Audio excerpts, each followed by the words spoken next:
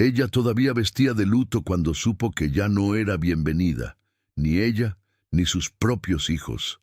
La familia que juró cuidarla tras la muerte de su esposo fue la misma que la llamó estorbo, que dijo que 2 niños solo daban gastos, que la empujó fuera de casa con un bolso en la mano y el corazón hecho pedazos. Sola, sin dinero, sin rumbo, salió a la carretera agarrada fuertemente de la mano de su hijo y de su hija, sin saber dónde dormiría esa noche. Lo que nadie imaginaba es que aquel abandono sería el inicio de una transformación que lo cambiaría todo. Si crees que ninguna madre merece ser humillada, que los hijos nunca son peso y que Dios convierte el dolor en propósito, dale ya tu me gusta y suscríbete al canal. Ella todavía vestía de luto cuando supo que ya no era bienvenida, ni ella ni sus propios hijos. La familia que juró cuidarla tras la muerte de su esposo fue la misma que la llamó estorbo, que dijo que 2 niños solo daban gastos, que la empujó fuera de casa con un bolso en la mano y el corazón hecho pedazos. Sola, sin dinero, sin rumbo, salió a la carretera agarrada fuertemente de la mano de su hijo y de su hija, sin saber dónde dormiría esa noche. Lo que nadie imaginaba es que aquel abandono sería el inicio de una transformación que lo cambiaría todo. Si crees que ninguna madre merece ser humillada, que los hijos nunca son peso y que Dios convierte el dolor en propósito, dale ya tu me gusta y suscríbete al canal. Ya había olvidado el sonido de mi propia voz cuando le importaba a alguien. Hacía casi 25 años que Joaquín se había ido, arrastrado por un tronco que cayó en la selva donde trabajaba. 25 años desde que me quitaron todo: esposo, dignidad, techo. 25 años desde que escuché que mis hijos y yo éramos solo un estorbo y un gasto. Hoy, a mis 54 años, despierto sola en esta casita que construí con mis propias manos, ladrillo a ladrillo, en el interior de San Luis Potosí. No es mucho. 3 cuartos sencillos, un patio de tierra apisonada, un gallinero atrás y una milpa terca que insiste en brotar aunque la sequía apriete. Pero es mío. Nadie puede quitarme esto. Miguel vive en la capital ahora.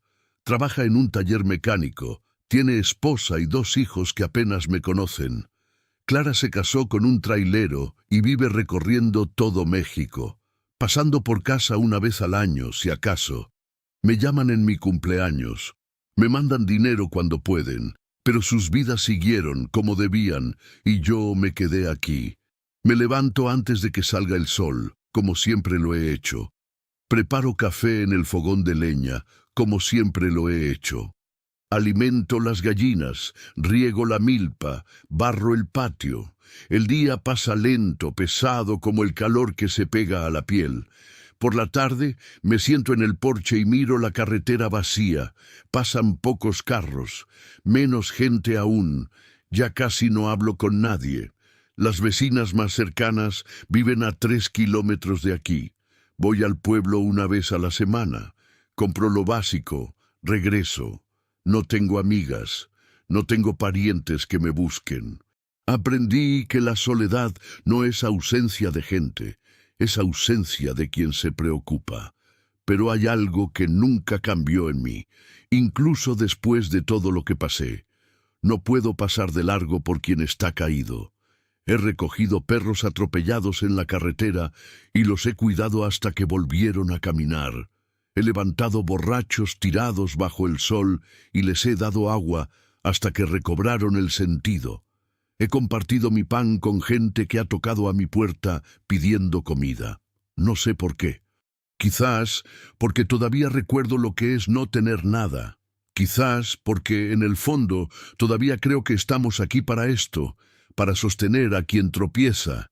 Era una mañana como cualquier otra cuando escuché el ruido, un llanto débil, casi un quejido, viniendo del frente de la casa.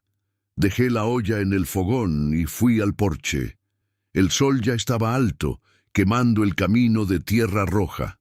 El calor temblaba en el aire. Y allí, sentado a la orilla del camino, recargado en el poste de la cerca, estaba un niño. No podía tener más de 10 años. Estaba sucio, descalzo, con la ropa rota y el rostro marcado de tierra y lágrimas secas. Los ojos hundidos, asustados, buscaban algo o a alguien que ya no estaba allí. Me quedé parada mirándolo por unos segundos, tratando de entender. No había carro cerca, no había adultos, nada. Solo él, demasiado pequeño para estar solo en medio de la nada. Bajé los 3 escalones del porche despacio, sin hacer ruido, como quien se acerca a un animal asustado. «Oye, muchacho», lo llamé bajito. «¿Estás perdido?». Levantó los ojos hacia mí. No contestó. Solo me miró con esa expresión de quien ya se rindió de esperar ayuda, y fue ahí, en ese silencio, que lo supe, lo habían abandonado, como a mí y a mis hijos. Un día, el muchacho del camino. Me acerqué despacio, agachándome frente a él para ponerme a la altura de sus ojos. El niño retrocedió un poco, pegando la espalda al poste de madera. Tenía miedo, se notaba. «No te voy a hacer daño», le dije bajo, como se le habla a un animal herido. «Solo quiero saber si estás bien». Siguió callado, pero sus ojos recorrieron mi rostro como quien busca una trampa. Un niño que ha sido herido demasiado pronto pierde la inocencia rápido. Aprende a desconfiar. Aprende que un adulto no siempre es protección. Miré a mi alrededor. El camino estaba vacío en ambos lados. No había casa cerca aparte de la mía. No había carro detenido. No había nadie buscándolo. «¿Dónde está tu mamá?», pregunté, sabiendo que la respuesta dolería antes siquiera de salir. Bajó la cabeza. Se pasó la mano sucia por la cara, limpiando una lágrima que se empeñaba en escurrir. «Se fue», murmuró tan bajo que apenas lo oí. «¿A dónde se fue?». «No sé». Su voz tembló. «El hombre dijo que regresaría. Dijo que esperara aquí. Pero ya pasó mucho tiempo». Sentí que el pecho se me apretaba. Mucho tiempo para un niño puede ser una hora, puede ser un día, puede ser para siempre. «¿Qué hombre?». «El novio de ella». Se sonó la nariz, tratando de contener el llanto. «Vinieron en carro. Se pararon aquí. Ella dijo que iba a comprar comida en el pueblo y regresaba. Pero el carro se fue y no volvió». Cerré los ojos por un segundo. Conocía esa historia. Variaba en los detalles, pero el final siempre era el mismo. Niño abandonado, madre que eligió al hombre en lugar del hijo. Promesa que nunca se cumpliría. «¿Cuánto tiempo llevas aquí?», pensó confundido. «Dormí 2 veces, creo. 2 noches. Este niño llevaba allí, solo, 2 días, con hambre, con sed, esperando a alguien que no regresaría». Me levanté despacio y le tendí la mano. «Ven, vamos a entrar. Necesitas comer algo». Miró mi mano como si fuera una decisión imposible. La confianza, cuando se rompe demasiado pronto, se vuelve un lujo que un niño pobre no puede permitirse. «No te voy a dejar aquí», dije firme. «Puedes entrar. Luego vemos qué hacemos». Dudó un poco más. Entonces, despacio, puso su manita sucia en la mía. Era tan pequeña, tan flaca, que me dieron ganas de llorar. Entramos a la casa. El niño miró todo con esa desconfianza de quien no sabe si puede quedarse. Lo senté en la silla de la cocina y calenté el resto del arroz con frijoles que había sobrado del almuerzo. Le puse un trozo de queso, un plátano, un vaso de leche. Comió despacio al principio, probando. Luego se lo tragó todo, como quien no veía comida de verdad hacía días. No dije nada, solo lo dejé comer en paz. Cuando terminó, se limpió la boca con el dorso de la mano y me miró por primera vez con algo más que miedo. «¿Cómo te llamas?», pregunté sentándome en la silla de al lado. «David». «David», repetí el nombre despacio, grabándolo. «Yo soy Elena, esta es mi casa. Puedes quedarte hasta que veamos qué hacer, ¿de acuerdo?». Asintió, todavía desconfiado. ¿Su mamá sí va a regresar? Su voz era tan pequeñita que me rompía el corazón. Podría mentir.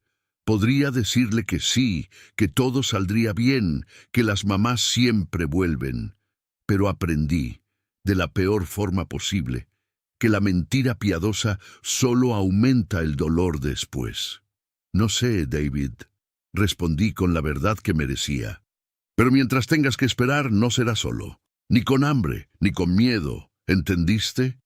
Me miró profundamente, tratando de decidir si podía creer. Entonces, por primera vez, vi algo cambiar en ese rostrito cansado. Asintió de nuevo, esta vez, más despacio, como quien acepta que tal vez todavía hay gente buena en el mundo.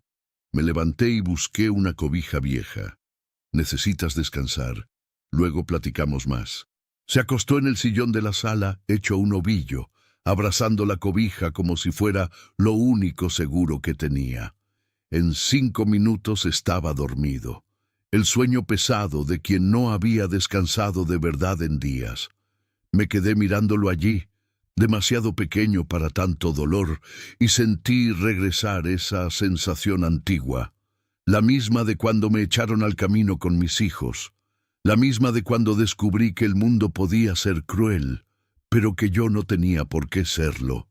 David había sido dejado como estorbo, como gasto, como si no valiera nada, pero aquí, en esta casa, descubriría que valía todo, porque sabía exactamente lo que era ser desechada, y juré en ese instante que él nunca más sentiría eso de nuevo. La tormenta. David durmió el resto del día y toda la noche. Despertó a media madrugada, asustado, buscando algo en la oscuridad. Encendí la lámpara de aceite y fui a la sala. Estaba sentado en el sillón, sudando, respirando rápido. Solo fue una pesadilla, le dije bajo, sentándome a su lado. Ya pasó. Me miró todavía confundido entre el sueño y la realidad. Luego se acostó de nuevo, más tranquilo. Me quedé allí hasta que volvió a dormirse. Volví a mi cuarto, pero ya no dormí más. Me quedé pensando qué hacer. Un niño abandonado no es un caso sencillo. Lo sabía. Podía llevarlo al DIF o equivalente local de la ciudad a 40 kilómetros de aquí. Pero ¿y luego qué? Lo meterían en un albergue lleno, donde nadie lo miraría de verdad. Buscarían a la madre, que no quería ser encontrada. Llenarían papeles y pasarían a este niño de un lado a otro hasta que se perdiera en el sistema como tantos otros. O podía quedarme callada, al menos por ahora. Por la mañana, David despertó más descansado. Desayunó conmigo en la cocina. Pan con mantequilla, café con leche, un trozo de guayabada. Comió despacio esta vez, masticando bien. El miedo había disminuido un poco.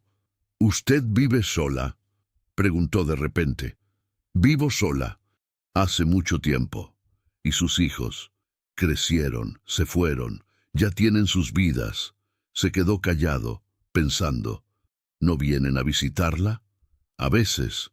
No mentí, pero tampoco conté toda la verdad, que a veces significaba casi nunca, que mis hijos tenían sus propias heridas, sus propios miedos, sus propias vidas lejos de aquí. David movió el pan, rompiendo pedacitos. Mi mamá dijo que regresaría, pero creo que mintió. ¿Por qué crees eso? Porque ya lo había dicho antes. Su voz se hizo aún más pequeña. Cuando me dejó con mi abuela, dijo que era solo por unos días. Pasó un año. Sentí que la rabia subía. No por él, por ella, por cualquier adulto que usa a los niños como moneda de cambio, como estorbo, como algo que se deja cuando se cansa. ¿Y su abuela? ¿Dónde está? Murió. Tragó saliva. Entonces mi mamá tuvo que ir a buscarme de vuelta. Pero no quería. Se notaba. Me quedé callada. ¿Qué le dices a un niño que sabe, en el fondo, que no es querido? ¿Qué palabra arregla eso? Pasamos el día juntos. Le mostré la milpa, el gallinero. Le enseñé a cosechar tomates sin dañar la planta. Era listo, aprendía rápido. Reía poco, pero cuando lo hacía, todo su rostro cambiaba. Parecía un niño de verdad. Por la tarde, El cielo comenzó a oscurecer demasiado rápido. Viento fuerte sacudió los árboles. Olor a lluvia pesada en el aire. «Va a haber temporal», murmuré, mirando el horizonte. Y lo hubo. La tormenta llegó de repente, como suele pasar aquí en el interior. Relámpagos rasgando el cielo, truenos que hacían temblar la casa, lluvia golpeando el techo como tambor enloquecido. El viento arrancó tejas. El agua comenzó a gotear dentro de la casa. Corrí buscando cubetas, ollas, todo lo que pudiera recoger el goteo. David me ayudó, asustado por el ruido, pero tratando de ser útil. Entonces se fue la luz. Nos quedamos en oscuridad total. Encendí la lámpara de aceite. El viento aullaba afuera como un animal herido. La lluvia caía tan fuerte que parecía que el mundo se iba a caer. «Elena», David me tomó la mano, temblando. «Tranquilo, es solo lluvia.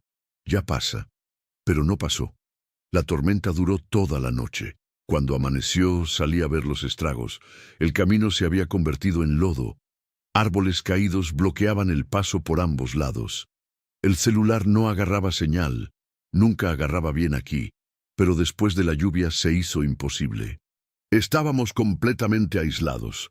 Miré al niño, parado en la puerta, viendo la destrucción con ojos muy abiertos. Y pensé, si alguien necesitara ayuda ahora, nadie llegaría aquí. Si pasara algo, estaríamos solos. Completamente solos. Volví a entrar tratando de no mostrar preocupación. Hice comida, arreglé la casa, fingí que todo estaba bien. Pero, en el fondo, sentí ese apretón conocido. La soledad que yo elegí durante todos estos años, de repente, se había convertido en prisión. Y ahora había un niño dependiendo de mí. David se sentó en el sillón, demasiado callado. Me di cuenta de que estaba mirando el camino por la ventana, esperando. Siempre esperando. «Ella no viene, David», dije suave, sentándome a su lado. «Aunque quisiera, no podría. El camino está cerrado». Siguió mirando, terco. «Pero ¿y si ella viene? ¿Y si regresó y no me encuentra?» «Entonces ella espera, igual que tú esperaste por ella». Volteó la cara hacia mí y sus ojos estaban llenos de agua. «¿Y si nunca regresa?» Respiré profundo. La verdad dolía, pero la mentira dolía más. Entonces descubrimos qué hacer. Juntos. Lloró esa tarde. Lloró todo lo que había guardado. Lloró a la madre que se fue, a la abuela que murió, a la vida que nunca fue fácil. Y lo abracé, dejándolo mojar mi blusa vieja con las lágrimas de un niño abandonado. Porque yo sabía lo que era eso. Yo sabía el sabor de ser dejado atrás. Y sabía también que a veces lo único que nos salva es alguien que decide quedarse. El miedo a la fiebre. Al tercer día después de la tormenta, el camino seguía intransitable. El lodo se había tragado el camino y los troncos caídos formaban barreras que ni un tractor cruzaba fácil. Intenté el celular de nuevo. Nada. El radio viejo solo agarraba estática. Estábamos realmente aislados. David se había despertado más callado de lo normal. Se quejó de que le dolía la cabeza. Dijo que tenía frío, a pesar del calor sofocante que había regresado después de la lluvia. Puse la mano en su frente. Estaba caliente, demasiado caliente. «¿Tienes fiebre?», le dije, tratando de no dejar que el miedo se me saliera de la voz. «Es solo una gripa», murmuró encogido en el sillón. «Ya se me pasará». Pero yo sabía que la fiebre en un niño desnutrido, que pasó días a la intemperie, que estaba frágil, no era solo una gripa, podía ser cualquier cosa. Y yo estaba a kilómetros de cualquier ayuda. Fui a buscar un trapo húmedo, se lo puse en la frente, le di té de hoja de guayaba que siempre funcionaba para bajar la fiebre. Le di tantita sopa aguada, que hasta lo forcé a tomar caldo. Él obedeció, pero vi en sus ojos que estaba asustado. «Me voy a poner bien, ¿verdad?», preguntó en voz baja. «Sí», respondí firme, ocultando el temblor en mis manos. Pero necesitas descansar y tomar el té, y comer aunque no tengas ganas. Se durmió. Despertó sudando. Durmió de nuevo. La fiebre subía y bajaba, terca. Por la noche empeoró. Davi comenzó a delirar, llamando a su mamá, diciendo cosas sin sentido, tiritando bajo 3 cobertores. Me senté a su lado toda la noche. Cambiaba el paño en su frente cada 10 minutos. Le pasaba la mano por el pelo. Le murmuraba que todo iba a estar bien. Pero, por dentro, el pánico crecía. ¿Y si empeoraba? ¿Y si era algo grave? No tenía medicina fuerte. No tenía doctor. No tenía coche para salir de aquí. No tenía nada más que mis manos viejas y la terca esperanza de que Dios no dejaría morir a ese niño en medio de la nada. Recordé a mis hijos pequeños, las noches en que Miguel tuvo pulmonía y yo me quedaba despierta rezando, vigilando cada respiración. Las veces que Clara tuvo una fiebre tan alta que le dio un ataque epiléptico en mis brazos y corrí descalza hasta el centro de salud. Yo era joven entonces. Tenía fuerzas. Tenía miedo, pero tenía cuerpo para aguantar. Ahora, con 54 años, sola, aislada, sentí el peso de la responsabilidad aplastándome el pecho. Si perdía a este niño, si moría aquí, en mi casa, porque yo no pude salvarlo. No, no podía pensar así. Mojé el paño de nuevo, le forcé más té por el gaznate, rezo todas las oraciones que sabía y algunas que inventé en el momento. «Aguanta fuerte, Davi», susurré en su oído. «No estás solo. Estoy aquí. No me voy a mover». De madrugada, la fiebre comenzó a ceder. Lento, pero comenzó. Davi dejó de delirar. La respiración se calmó. El cuerpo se relajó. Apoyé la cabeza en la pared y lloré de alivio. Lloré también por el miedo atrasado. Lloré porque por primera vez en 25 años había sentido terror de perder a alguien, porque me había importado de verdad, porque ese niño, en solo 3 días, había resquebrajado la dura cáscara que construí alrededor de mi corazón. Cuando salió el sol, Davi abrió los ojos. Aún estaba débil, pero la fiebre se había ido. «Elena», su voz salió ronca, cansada. «¿Te quedaste aquí toda la noche?» Me quedé. Me miró con esa expresión de quien aún no cree que alguien pueda preocuparse de verdad. «¿Por qué?» La pregunta me tomó desprevenida. «¿Por qué?» Porque sabía lo que era ser abandonada. Porque sabía lo que era que a nadie le importara si vivías o morías. Porque, en el fondo, estaba cansada de vivir solo para mí, de pasar los días esperando la muerte sin haber dejado nada bueno en este mundo. Pero no dije nada de eso. «Porque estás aquí», respondí simplemente. «Y mientras estés aquí, yo cuido. Así es como funciona». Cerró los ojos de nuevo, pero me agarró la mano. Y no la soltó. Pasé el día cuidándolo. Sopa, té, descanso. Por la tarde ya podía sentarse. Por la noche ya comía bien. Al día siguiente la fiebre no regresó. Y la carretera, por fin, comenzó a secarse. Miré por la ventana y vi que pronto sería posible salir de aquí. Pronto alguien pasaría. Pronto podría pedir ayuda, avisar a las autoridades, hacer lo correcto, entregar a Davi. La idea me oprimió el pecho de una forma que no esperaba, porque en pocos días ese niño se había vuelto parte de mi rutina. Despertar y preparar café para 2. Cocinar y tener a alguien sentado a la mesa conmigo. Enseñar, conversar, escuchar risas en la casa vacía. Había olvidado lo bueno que era no estar sola, y ahora tendría que devolverlo al mundo que lo había tirado. Davi vino a la cocina, aún medio flojo pero sonriendo por primera vez de verdad. «¿Te ayudo a hacer el almuerzo?» Lo miré. Pequeño, delgado, sobreviviente. Y supe que, cuando llegara el momento de elegir, mi corazón ya había decidido. Pero la vida rara vez deja que uno elija en paz. porque al día siguiente, cuando la carretera finalmente se secó, alguien apareció. La elección imposible. Era media tarde cuando oí el ruido del motor. Un coche viejo, rugiendo fuerte, deteniéndose frente a la casa. Davi estaba en el patio, ayudando a recoger las tejas que el viento había arrancado. Cuando oyó el ruido, se detuvo en seco. Todo su cuerpo se tensó. Sus ojos se abrieron como platos. «Elena», llamó bajito, asustado. Salí al porche y vi. Era un Gol blanco, sucio de lodo, abollado en el costado. La puerta del conductor se abrió y bajó un hombre de unos 40 años, flaco, camiseta sin mangas, mirada torcida. Detrás de él salió una mujer. Davi dio un paso atrás.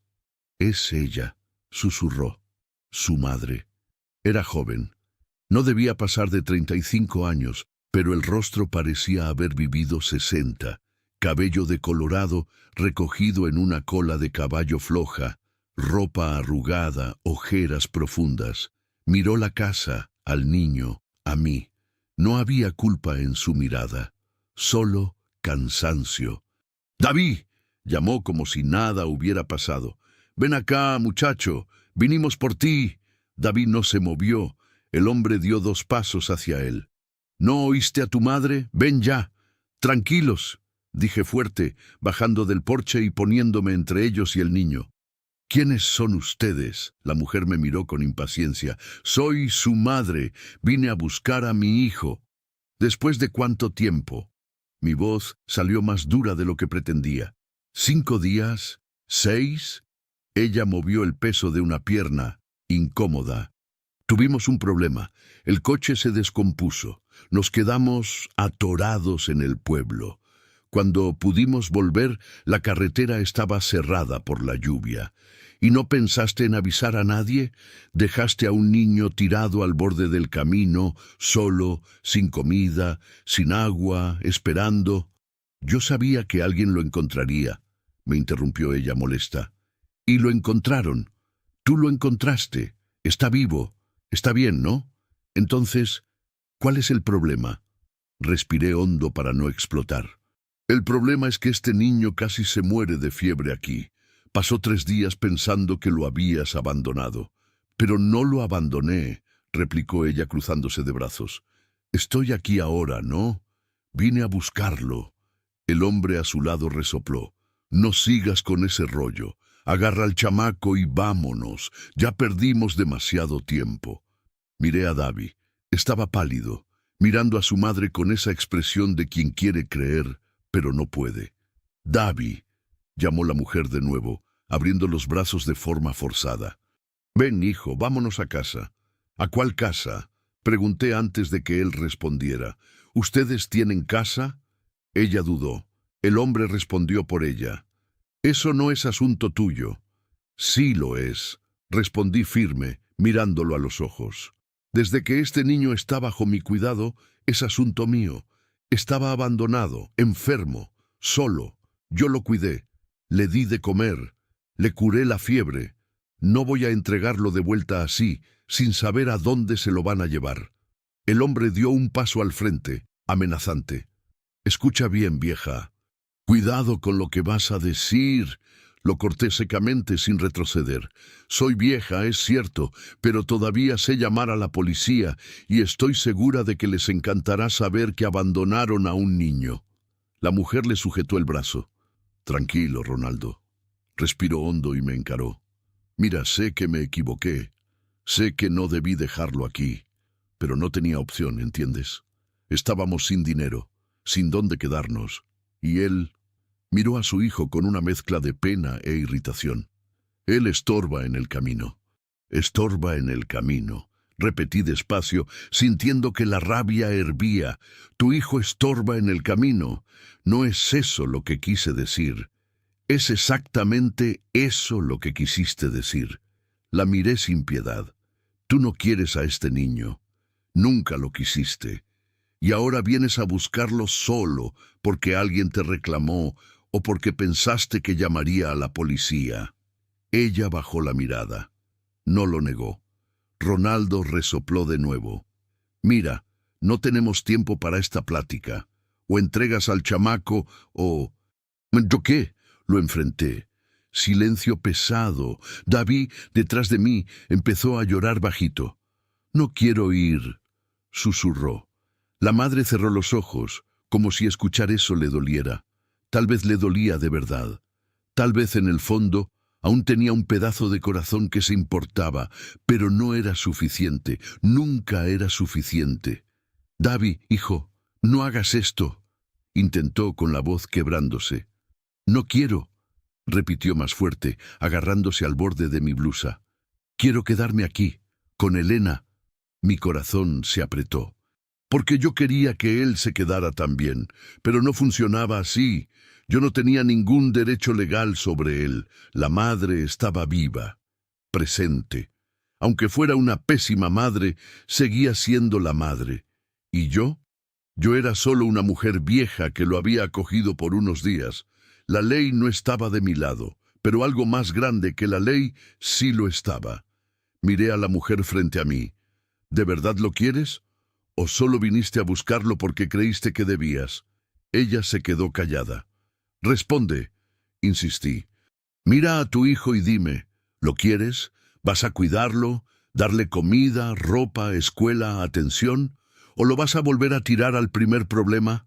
Lágrimas comenzaron a escurrir por su rostro, no de arrepentimiento, de cansancio, de derrota. «No sé cuidar», susurró. «Nunca supe. Mi vida ya es demasiado difícil». «Entonces déjalo aquí». Todos me miraron sorprendidos. «Déjalo quedarse conmigo», dije con la voz firme. «Yo lo cuido, yo lo crío. Tú te vas y vives tu vida. Él se queda y vive la suya». Ronaldo se rió, sarcástico. «¿Y tú crees que es así de fácil, solo porque tú quieres?» «No», respondí. «Pero puede ser. Si ella firma un papel dándome la custodia, si elige el bien de su hijo en lugar de su orgullo». La mujer miró al suelo, a su hijo, a mí, al hombre a su lado, y en ese momento vi la decisión formarse en sus ojos, porque a veces amar de verdad es saber el momento de soltar, el recomezo silencioso. El silencio duró una eternidad. La madre de David miró a su hijo por última vez. Estaba agarrado a mi blusa, temblando, con el rostro escondido, como quien ya sabe que va a ser herido de nuevo. Abrió la boca para hablar, la cerró, respiró hondo. «Está bien», dijo al fin, la voz quebrada. «Se queda». Ronaldo se giró hacia ella, incrédulo. «¿Estás loca? No puedes simplemente...» «Puedo», lo cortó ella más firme ahora. «Él es mi hijo, y estoy eligiendo lo mejor para él. Por primera vez en mi vida, estoy eligiendo bien». Lágrimas corrían por su rostro, pero no eran de dolor, eran de alivio, como si un peso gigante le hubiera sido quitado de los hombros. «Firmaré lo que sea necesario», continuó mirándome. «Pero cuídalo, de verdad. Él merece algo mejor de lo que yo pude darle». Asentí despacio. «Yo lo cuido, puedes estar segura». Se acercó a David, se puso en cuclillas frente a él. El niño levantó los ojos, asustado, esperando más rechazo. Pero ella solo le pasó la mano por la cara, le quitó una lágrima y sonrió triste. «Perdóname, hijo», susurró. «Yo no soy buena en esto de ser madre. Nunca lo fui. Pero tú mereces a alguien que lo sea. Y ella lo es». David no respondió. Solo la miró con esa expresión de quien no sabe si odiar o si aún ama. Ella se levantó, se secó la cara y entró al coche. Ronaldo refunfuñó algo, dio reversa y aceleró, levantando polvo rojo. El coche desapareció en la curva del camino y no regresó. Me quedé parada con David a mi lado, los dos mirando el camino vacío.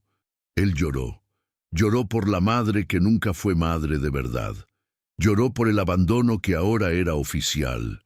Lloró porque, aunque doliera, aún había esperado que ella cambiara de opinión. Yo no dije nada, solo puse mi mano en su hombro y dejé que llorara todo. Cuando terminó, me miró con los ojos rojos y preguntó bajito, «¿Y ahora qué?» Ahora arreglamos los papeles, respondí. Iré al pueblo, hablaré con el consejo tutelar, lo explico todo. Habrá burocracia, habrá gente preguntando un montón de cosas. Pero al final, si Dios quiere, te quedas aquí de verdad. ¿Y si no nos dejan? Entonces pelearé, dije con una media sonrisa. Ya he peleado con cosas peores en la vida, no me van a asustar ahora. Respiró hondo. Se secó la cara con la manga de la camisa y asintió. Tardó 3 meses en resolverse todo. Hubo entrevistas, visitas de asistentes sociales, papeles interminables. Pero su madre cumplió su palabra. Firmó todos los documentos, renunció a la custodia sin luchar, y el juez, viendo que el niño estaba bien cuidado, sano y que quería quedarse, me concedió la custodia definitiva. Davi se convirtió oficialmente en mi hijo, no a los ojos de la genética, sino a los ojos de la vida. Hoy, 6 meses después de aquel día en el camino, me despierto y oigo ruido en la cocina. Davi ya se levantó, hizo café, separó las gallinas para mí. Va a la escuela por la mañana, vuelve por la tarde, me ayuda en la huerta, hace la tarea en la mesa de la cocina mientras preparo la cena. Por la noche, nos sentamos en el porche y miramos las estrellas. Él me cuenta del día, de los amigos que hizo, de la maestra que es buena, del sueño de ser veterinario cuando crezca. Yo escucho, respondo, doy consejos cuando me pide, y, a veces, en medio de la conversación, me toma la mano y la aprieta. Porque sí. Miguel vino de visita el mes pasado. Trajo a la familia. Se sorprendió de ver la casa llena de nuevo, de oír risas, de verme cocinar para alguien con gusto de verdad. Él y Davi conversaron. Al final de la visita, antes de irse, Miguel me abrazó fuerte y susurró: «Usted está diferente, mamá. Está feliz». Y me di cuenta de que era verdad. 25 años pasé sola, guardada dentro de mí misma, protegida por muros de silencio. Creí que la soledad era fuerza, que no necesitar a nadie era victoria. Pero estaba equivocada. La vida no está hecha para vivirse sola. Está hecha para compartirse, aunque duela, aunque asuste, aunque una crea que ya no aguanta más. Hoy miro a Davi jugando en el patio con el perro mestizo que trajo de la calle la semana pasada, y sé que aquel día, el día en que oí el llanto de un niño abandonado en mi puerta, fue el día en que mi vida comenzó de nuevo de verdad, porque no solo lo salvé a él me salvó a mí también, y aprendí, por fin, que el amor no necesita sangre para ser real. Solo necesita elección de quedarse, de cuidar, de abrir el corazón aunque ya haya sido roto tantas veces, elección de creer que aún vale la pena. Y vale, siempre valió. Por más solitaria que parezca la carretera, por más pesado que sea el pasado, aún existe un nuevo comienzo posible. A veces llega pequeño, asustado, necesitándonos tanto como nosotros lo necesitamos a él. Y cuando abrimos la puerta, aunque con miedo, aunque con duda, descubrimos que nunca estuvimos tan solos como pensábamos. Porque la vida tiene una forma extraña de curar a quien cura y de salvar a quien salva. El primer año con Davi fue como reaprender a caminar después de pasar décadas parada en el mismo lugar.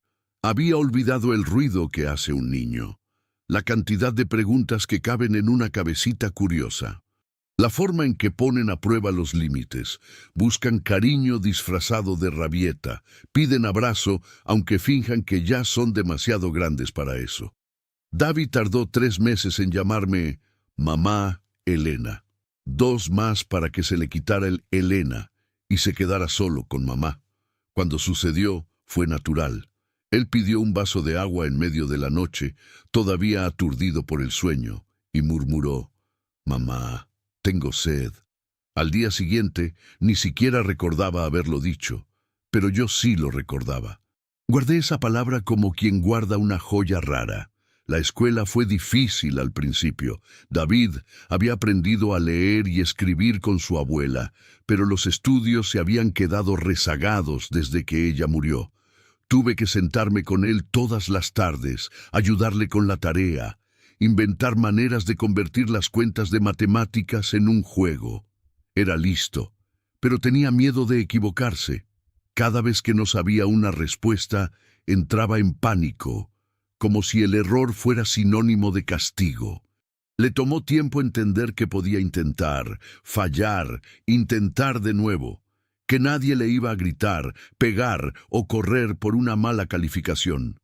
La primera vez que sacó un 8 en el examen de español, llegó a casa radiante. «¡Mamá, mira!», mostró el papel arrugado de tanto apretarlo en la mano. «¡Pasé!». Colgué el examen en el refrigerador con un imán. Él se puso rojo, apenado, pero vi el orgullo brillando en sus ojos.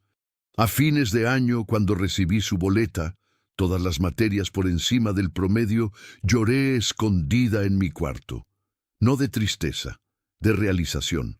Porque ese niño que llegó aquí roto, asustado, pensando que no valía nada, se estaba demostrando a sí mismo que valía todo. La casa también cambió. Remodelé el cuartito de atrás, que antes era solo un depósito de cachivaches viejos, y lo convertí en un cuarto de verdad para él. Pinté la pared de azul cielo porque él lo pidió. Compré una cama individual, un closet pequeño, un escritorio de madera que encontré en una tienda de segunda mano en el pueblo. No era lujo, pero era suyo. El primer espacio en la vida que le pertenecía solo a él. David pasó la primera noche en el cuarto nuevo, sentado en la cama, solo mirando a su alrededor, como si no lo creyera. «¿Puedo colgar dibujos en la pared?», preguntó tímido. «Puedes colgar lo que quieras, es tu cuarto». Pegó dibujos que hizo en la escuela, un calendario viejo que encontró en la basura, una foto mía y de él que nos tomamos en su cumpleaños. Quedó chueco, desordenado, con cinta adhesiva por todos lados, pero era perfecto. Por las noches, antes de dormir, venía a la sala a darme las buenas noches. Nunca dejaba de hacerlo, como si necesitara la confirmación de que yo seguía ahí, de que no iba a amanecer solo de nuevo. Yo siempre le respondía lo mismo. «Buenas noches, hijo. Estaré aquí en la mañana». Y todas las mañanas, ahí estaba yo. La visita de Clara apareció sin avisar una tarde de sábado, 7 meses después de que David llegara. Se bajó de una camioneta vieja conducida por su marido, Toniño, con una bolsa de panecillos recién hechos y cara de quien no sabía qué esperar. David estaba en el patio, lavando al perro que había adoptado, un mestizo negro y blanco al que llamó Trueno, porque apareció en nuestra puerta durante una tormenta. Al ver gente extraña se puso alerta, pero no corrió a encerrarse como hacía antes. Clara me miró a mí, luego a él, confundida. «¿Mamá? ¿Quién es este niño?», preguntó. «Mi hijo», respondí simple. Ella parpadeó, sin entender. «¿Cómo que tu hijo?». Nos sentamos en el porche. Le conté todo.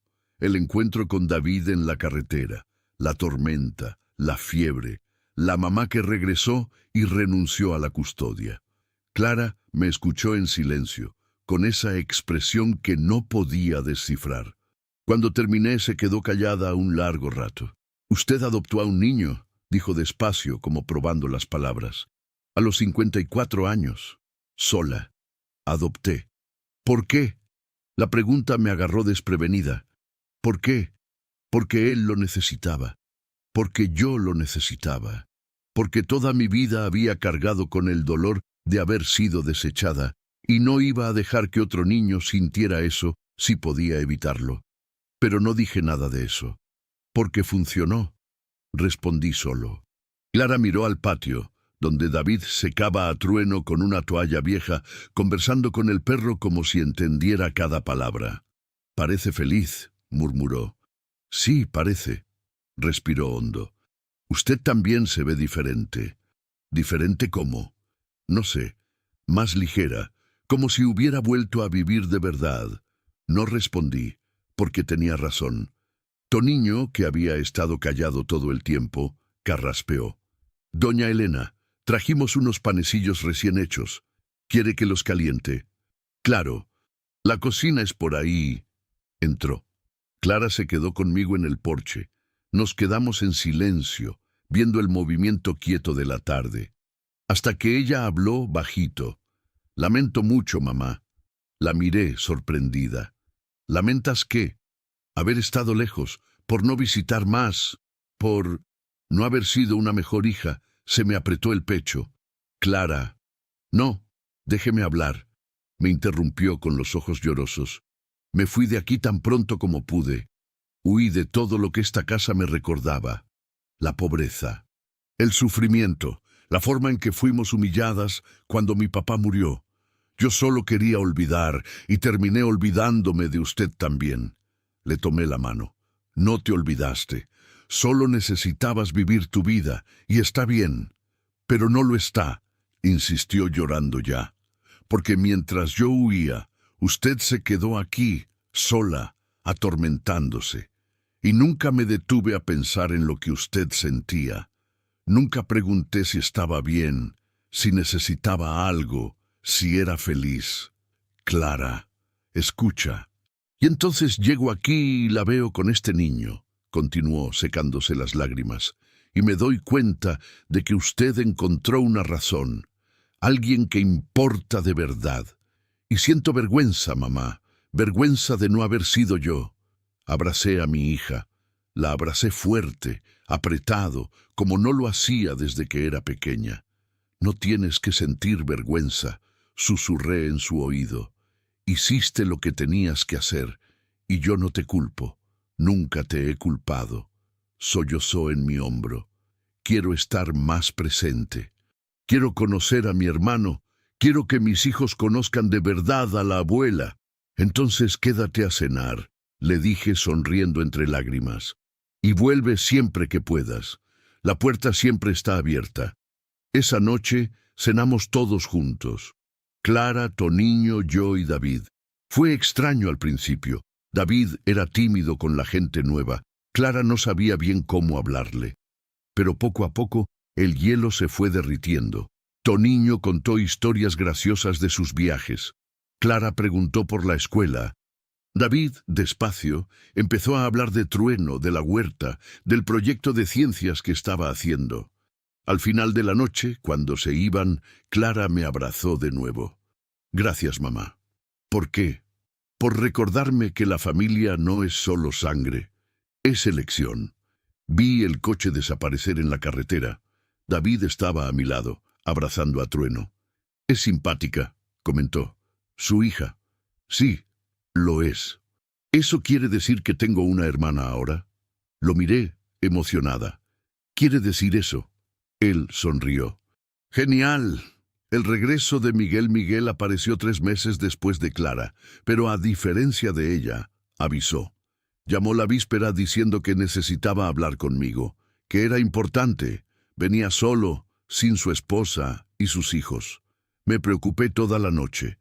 Llegó un sábado por la mañana conduciendo su coche viejo, con cara de cansado. Abrazó a David medio apenado. Ya se habían conocido en la visita anterior, pero Miguel todavía estaba procesando tener un hermano menor. Nos sentamos en la cocina. Hice café. Esperé. «Mamá, necesito pedirle disculpas», comenzó directo. No era lo que esperaba escuchar. «¿Disculpas por qué?» Él movió la taza evitando mi mirada. «Por haberme ausentado, por haberlo dejado sola todos estos años, por no haber llamado más, visitado más, ni importarme más». «Miguel».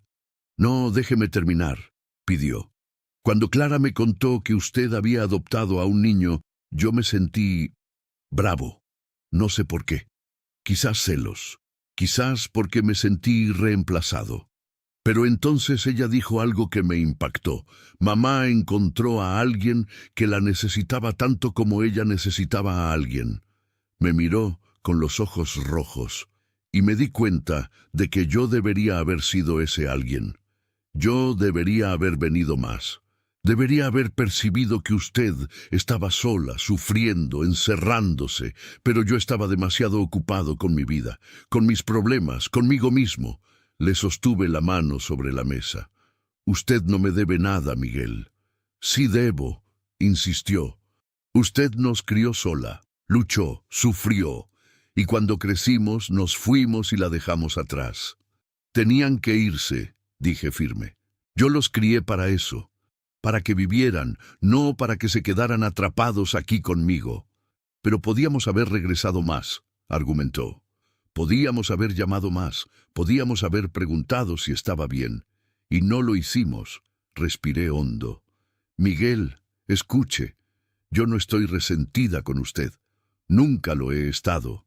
Yo tomé mis decisiones. Elegí estar sola. Elegí no exigir su presencia, porque sabía que ustedes tenían sus vidas y estaba bien así. Pero no estaba bien para usted, replicó bajito. Se estaba muriendo lentamente aquí dentro, no pude negarlo, porque era verdad. Quizás, admití, pero ya no. David cambió eso. Miguel miró por la ventana donde David jugaba con Trueno en el patio. Parece un buen muchacho. Sí, es un muchacho increíble. ¿Usted lo ama? La pregunta me tomó por sorpresa, pero la respuesta salió fácil. Lo amo. De la misma forma que amo a usted y a Clara. Miguel tragó saliva. Aunque él no sea sangre, completé. Miguel, hijo, aprendí algo en todos estos meses con David. El amor no nace de la sangre, nace de la convivencia, del cuidado, de la elección de quedarse, incluso cuando es difícil. Yo lo elegí a él, y él me eligió a mí. Y eso es tan real como cualquier lazo de sangre. Se quedó callado, procesando. Quiero ser un mejor hermano para él, dijo por fin, y un mejor hijo para usted. Entonces empieza viniendo más veces, respondí con una sonrisa. Trae a la familia, quédate a comer, deja que los muchachos jueguen con David, construye recuerdos buenos aquí, asintió emocionado. Lo haré, lo prometo, y cumplió. Miguel pasó a venir una vez al mes. Traía a su esposa, sus 2 hijos pequeños. Los niños adoraban a David, corrían con él por el patio, jugaban con Trueno, ayudaban en la huerta. La casa se llenaba de ruido, de risa, de vida. Y me di cuenta de algo que nunca había notado antes. No necesitaba elegir entre David y mis hijos de sangre. Podía tenerlos a todos, porque la familia no es un pastel que hay que dividir. Es una mesa que se hace más grande conforme llega más gente. La primera vez que David nombró al pasado fue una noche de diciembre, casi 1 año y medio después de que David llegara. Estábamos en el porche, mirando el cielo estrellado. Él había crecido. Ya no era ese niño pequeño y asustado. Estaba más alto, más fuerte, más seguro de sí mismo, pero de vez en cuando el pasado todavía tocaba a la puerta. «Mamá», comenzó vacilante, «¿crees que mi mamá piense en mí a veces?» Mi corazón se apretó. Sabía que una hora u otra esa conversación llegaría. Me había preparado, pero nunca es fácil. «Creo que sí», respondí honesta. «No sé si piensa todos los días o si se arrepiente de haberte dejado, pero creo que de vez en cuando se acuerda de ti». Se quedó callado, mirando las estrellas. «Yo también pienso en ella», confesó bajito. «No siempre, pero a veces. Y me siento confundido». «¿Confundido cómo? Porque no sé si todavía la quiero, o si la odio, o si solo siento nada». Respiré hondo. «David, mírame». Volteó el rostro. «Es normal sentir todo eso», dije despacio. «Ella es tu madre. Aunque te haya dejado, todavía lo es. Y el corazón no apaga esos sentimientos de un momento a otro. A veces uno ama y odia al mismo tiempo. A veces solo estamos confundidos. ¿Y cómo lidio con eso?» «Dejándolo existir», respondí. «No tienes que perdonarla, no tienes que quererla, no tienes que sentir nada específico.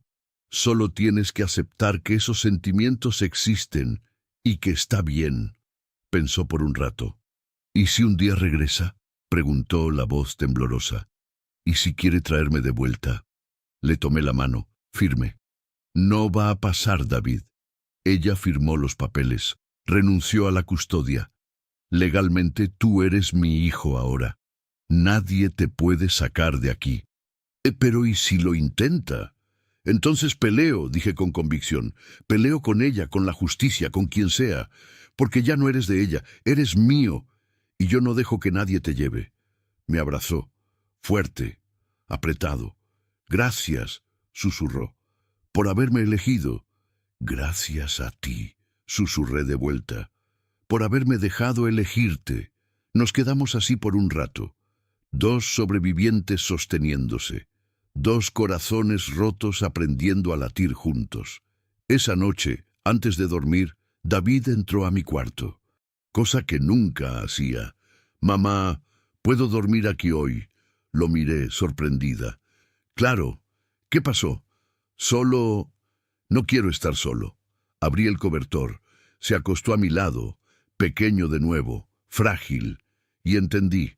A veces, por más que uno crezca, por más que uno sane, todavía necesitamos volver a ser niños por una noche. Todavía necesitamos regazo, protección, alguien que diga, estoy aquí, ¿estás seguro? David durmió pegado a mí, y yo me quedé despierta toda la noche, solo mirándolo, pensando en lo extraña que era la vida. Como yo, que pasé 25 años sola, ahora tenía miedo de dormir y despertar sin él. Como ese niño que llegó roto, me había arreglado a mí también. El cumpleaños de 2 años. 2 años después de aquel día en la carretera, decidí hacer una fiesta. No era el cumpleaños de David, ese ya había pasado. Lo celebramos con un pastel sencillo y los primos que Miguel trajo. Era el aniversario de 2 años que él estaba conmigo, 2 años de familia. De comienzo de nuevo, de vida nueva. Llamé a Clara, a Miguel, a sus familias. Llamé a la maestra de David, que se había vuelto casi una amiga. Llamé a doña Irene, la vecina que vivía a 3 kilómetros y que se había convertido en compañía en las tardes de domingo. Hice un almuerzo grande, arroz, frijoles, pollo asado, salsa de harina, vinagreta, ensalada. Hice flan de queso, pastel de camote, cocadas. La mesa quedó abundante. La casa quedó llena. David ayudó a arreglar todo. Se había vuelto mi mano derecha. Sabía cocinar arroz, hacer café, cuidar las gallinas, regar la huerta. Tenía buen tino para las cosas. Y, lo más importante, tenía orgullo de ayudar. Cuando todos llegaron, nos sentamos a la mesa. Clara trajo refresco. Miguel trajo cerveza. Los niños corrieron por el patio, gritando, riendo, siendo niños como deben ser. A mitad del almuerzo, Miguel golpeó la mesa pidiendo atención. Quería hacer un brindis, dijo levantando la botella de cerveza. Por mi madre y por mi hermano. Todos lo miraron. David ha entrado a nuestra familia hace 2 años, continuó. Y, sinceramente, ha sido lo mejor que pudo habernos pasado. Porque no solo ganó una madre, le devolvió la madre a nosotros. La madre que habíamos olvidado, la madre que ahora sonríe de verdad. Clara limpió una lágrima, asintiendo. Entonces brindo. Miguel alzó la botella. Por la mejor madre, corajosa que eu coñezo, e pelo irmão que eu non sabía que precisaba. Todos brindaron. David se puso rojo, apenado, pero sonrió. Esa sonrisa amplia, genuina, que yo había aprendido a amar. Después de la comida, mientras los niños jugaban y los adultos conversaban en la terraza, David me jaló hacia adentro de la casa. «Mamá, hice algo», dijo con misterio. «¿Qué cosa?» Él corrió al cuarto y volvió con un papel doblado. Me lo entregó nervioso. Abrí despacio. Era un dibujo sencillo hecho con crayones, pero cuidadoso. Mostraba una casa, mi casa, y enfrente 2 personas. Una mujer mayor, pelo recogido, sonriendo, y un niño a su lado, tomándole la mano. Abajo, escrito con letra cuidada, «Mi familia». Lo miré, emocionada. «¿Te gustó?», preguntó ansioso. «Me encantó», respondí, con la voz quebrada. lo voy a enmarcar y lo voy a colgar en la sala. ¿De verdad? De verdad. Él me abrazó, y yo lo abracé, dándome cuenta de que había llorado sin siquiera notarlo. Ese dibujo era simple, pero significaba todo. Significaba que David finalmente se veía a sí mismo como alguien que pertenecía, como hijo, y yo, por fin, me veía como madre de nuevo. No solo de Miguel y Clara, que estaban lejos, viviendo sus vidas, sino de David, que estaba aquí, presente, vivo, mío. El día que él me defendió. Llevaba casi 3 años viviendo David conmigo cuando sucedió. Estábamos en el centro, comprando útiles escolares para él. Ya iba para 6º grado, creciendo demasiado rápido para mi gusto. Entramos a la papelería, elegimos cuadernos, lápices, plumas. Todo estaba tranquilo hasta que me encontré con Alcira. Alcira era cuñada de Joaquín, hermana de la mujer que me había corrido de casa hacía 28 años. No la veía desde entonces. Y sinceramente, prefería seguir así. Ella me reconoció al instante. Y vino directo, con esa sonrisa falsa que recordaba bien. «Elena, qué sorpresa», dijo demasiado fuerte. «¿Cuánto tiempo?» «Pues sí», respondí cortante, tomando los cuadernos e intentando irme. Pero ella me bloqueó el camino, mirando a David con curiosidad. «¿Y este quién es?» «Mi hijo», respondí corto. Ella levantó las cejas, sorprendida. «¿Hijo? No sabía que te habías casado de nuevo». «No me casé». «Ah». Su tono cambió. Se hizo malévolo. «Ya veo. Adoptaste, ¿verdad?» «Así es». Miró a David de arriba abajo, de esa manera desagradable que tienen algunas personas. «Pobre criatura. Debe ser otro de esos abandonados que nadie quiso, ¿no? Como tú lo fuiste un día». Sentí que me hervía la sangre. Pero antes de que pudiera responder, David dio un paso al frente. «Usted no le hable así a mi mamá». Alcira lo miró, sorprendida. «¿Cómo dijiste, chamaco?» «Dije», repitió más firme ahora, «que usted no le hable así a mi mamá. Ella no es ninguna pobre, y yo no soy ningún abandonado. Tengo mamá, y ella es la mejor persona que conozco». Me quedé paralizada.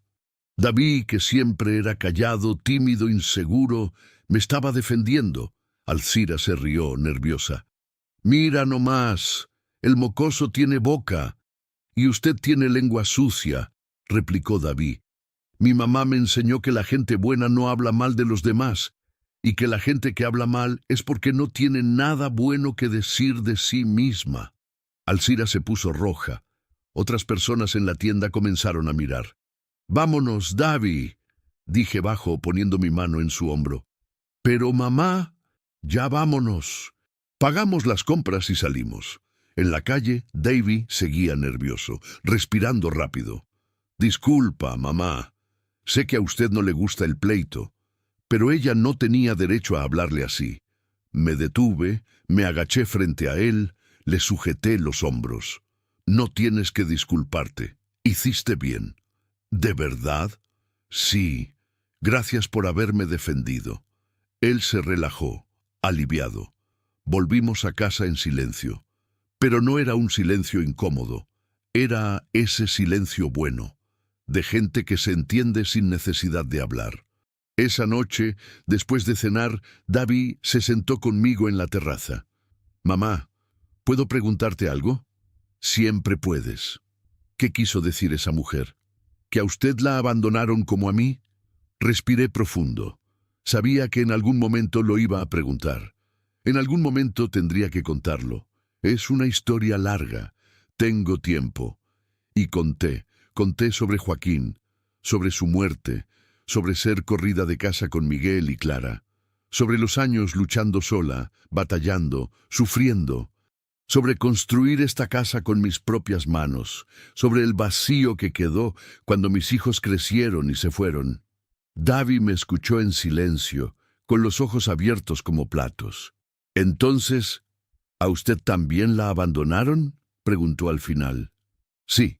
Y aún así, usted me acogió, sabiendo lo que duele». «Por eso mismo», respondí. porque sé lo que duele, y no quería que lo sintiera solo.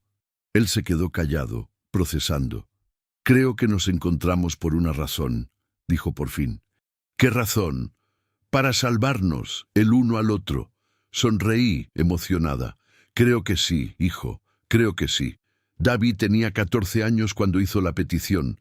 Estaba crecido, casi un hombre, voz grave, dejándose el bigote, quedando del tamaño de la puerta. Pero seguía siendo mi niño. Todavía pedía la bendición antes de salir. Todavía se sentaba conmigo en la terraza todas las noches. Estábamos allí, viendo el cielo cuando habló. Mamá, quiero cambiar mi apellido.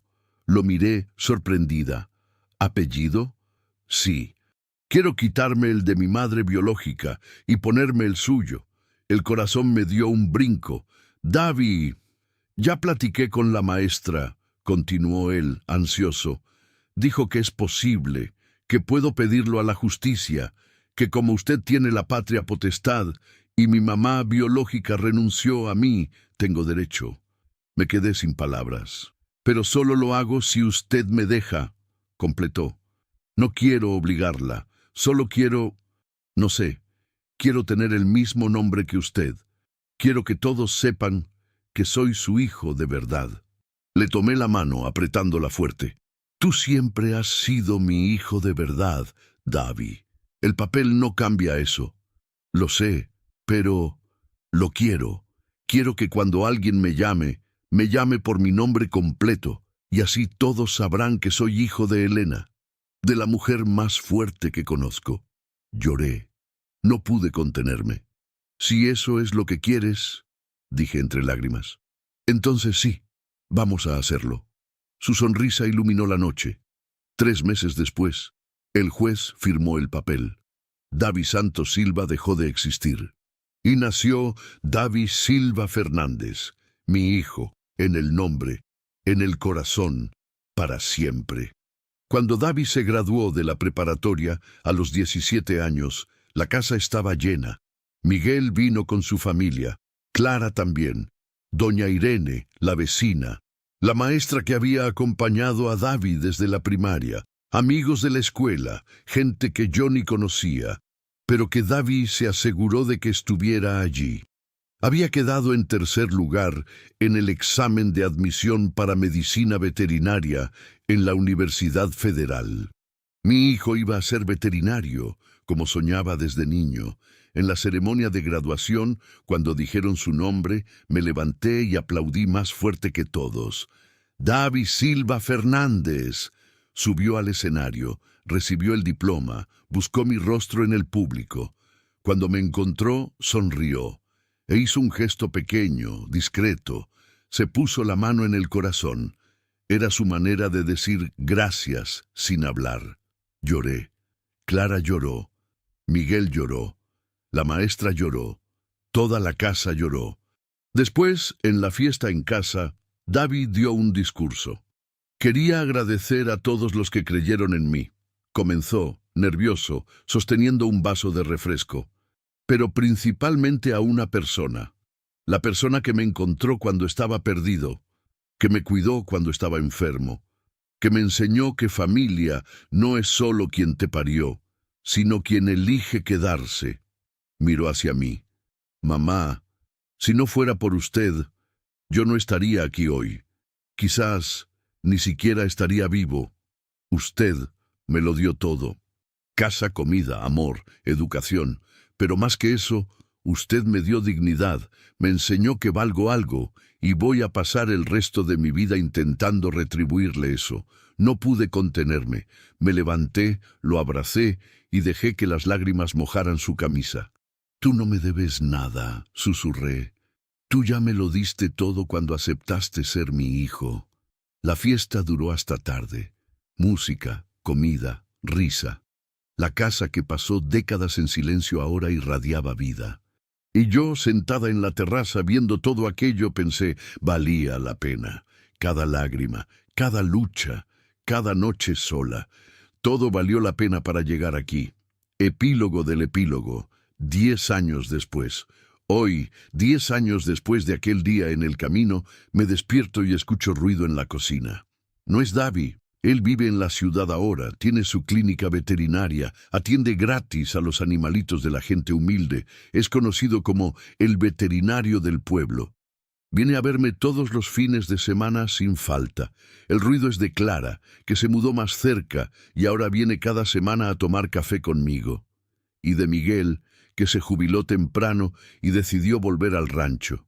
Compró un terreno al lado del mío, construyó una casa y ahora somos vecinos. Me levanto despacio. La edad pesa, 64 años cobran su precio, pero todavía me las arreglo bien. En la cocina encuentro a Clara haciendo pastel, Miguel tomando café, y sentadas a la mesa 3 niños pequeños, los nietos de Miguel, que ahora viven por aquí y me visitan diario. «Buenos días, abue», gritan en coro. Sonrío. «Buenos días, mis amores». Me siento a la mesa, Clara me sirve café. Miguel me pasa el pan. Los niños parlotean sobre la escuela, sobre los amigos, sobre el perrito nuevo que quieren adoptar, y yo, en medio de ese alboroto sabroso, pienso en cómo cambió la vida. Pienso en la Elena de hace 25 años, sola, cerrada, esperando morir sin haber vivido de verdad, y pienso en la Elena de hoy, rodeada de gente, amada, necesaria, todo por culpa de un niño que apareció abandonado en mi puerta y que sin saberlo me salvó. Por la tarde, cuando todos ya se han ido, me siento en la terraza. Davi llega, como siempre lo hace los sábados. Trae pastel que hizo su novia, una muchacha buena, a la que ya considero hija también. Nos sentamos uno al lado del otro, viendo el camino. «¿Sabes en qué estaba pensando hoy?», comenta él. «¿En qué? Que hace 10 años que usted me encontró». «Así es. A veces pienso, ¿y si usted no se hubiera detenido? ¿Y si hubiera pasado de largo?» «Pero no pasé», respondo simple. «Lo sé. Pero ¿y si lo hubiera hecho?» Lo miro. Mi vida sería otra, más vacía, más triste, más sin sentido. Él sonríe. La mía también. Nos quedamos en silencio. Ese silencio bueno, de quien se entiende sin necesidad de hablar, hasta que vuelve a hablar. «Mamá, Julia y yo estamos pensando en casarnos». Mi corazón da un vuelco. «¿En serio? ¿En serio? Y yo quisiera pedirle algo. ¿Usted acepta ser madrina?» Le tomé la mano, emocionada. «Claro que acepto, hijo». Él sonríe. Esa sonrisa que conozco también. La misma de cuando era pequeño y recibía un elogio, la misma de cuando sacaba buenas notas, la misma de cuando sabía que era amado. «Gracias», dice él, «por todo». «Gracias a ti», respondo, «por haberme dejado ser tu madre». El sol se pone despacio, tiñendo el cielo de naranja y rosa, y yo me doy cuenta por fin de lo que aprendí en estos 10 años. La vida no está hecha de grandes momentos, está hecha de pequeños gestos, de detenerse cuando alguien lo necesita, de abrir la puerta cuando tocan, de elegir quedarse cuando sería más fácil irse. A veces salvar a alguien es solo estar presente, y a veces ser salvado es solo aceptar que a alguien le importas. Davi apoya la cabeza en mi hombro. Y yo a los 64 años, con el cuerpo cansado pero el corazón lleno, doy gracias. Doy gracias por el niño que lloraba a la orilla del camino. Doy gracias por haberme detenido. Doy gracias por haber elegido el amor en vez del miedo, porque al final fue la mejor decisión que tomé en mi vida. A veces Dios pone personas rotas en nuestro camino no para que las arreglemos, sino para que ellas nos arreglen a nosotros también. Porque la vida tiene estas cosas. Uno se salva salvando y aprende a vivir de nuevo, enseñándole a alguien a vivir por primera vez.